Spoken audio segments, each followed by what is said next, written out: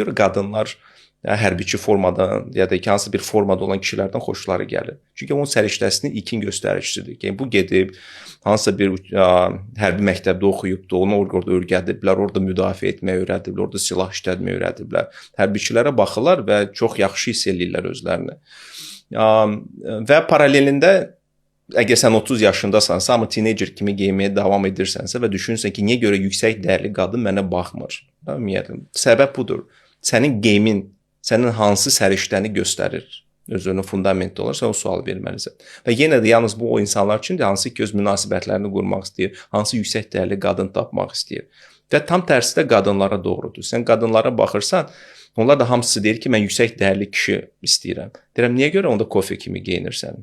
Kofe yəni Azərbaycanca qəhvədir, sadəcə o bir balaca hərfi dəyişmək istəmir, ona görə onlara kofe deyirəm də. Sən qısa yubka deyirsən, sinəvi açırsan, dodaqlarını şişirdirsən, botoks elirsən 30 yaşında, özünü sən hansı siqnalı kişiyə ötürürsən ki, sən yüksək dəyərli qadınsan, bu siqnalı ötürürsən. Olarmı ki, siz belə ən azından ilk olaraq zahiridir də, sən insanın, mən nə bilim, hisslərini, onun emosiyalarını, onun ruhunu bilə bilməzsən də. Darxada ilk olaraq səni cəlb edən o kənarda necə görsün, yüksək dəyərli qadın, yüksək dəyərli kişi obrazını verir, yoxsa yox.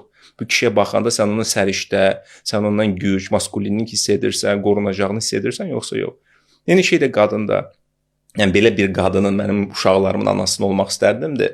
Mən belə bir qadını öz valideyni ilə tanış etmək istərdimmi?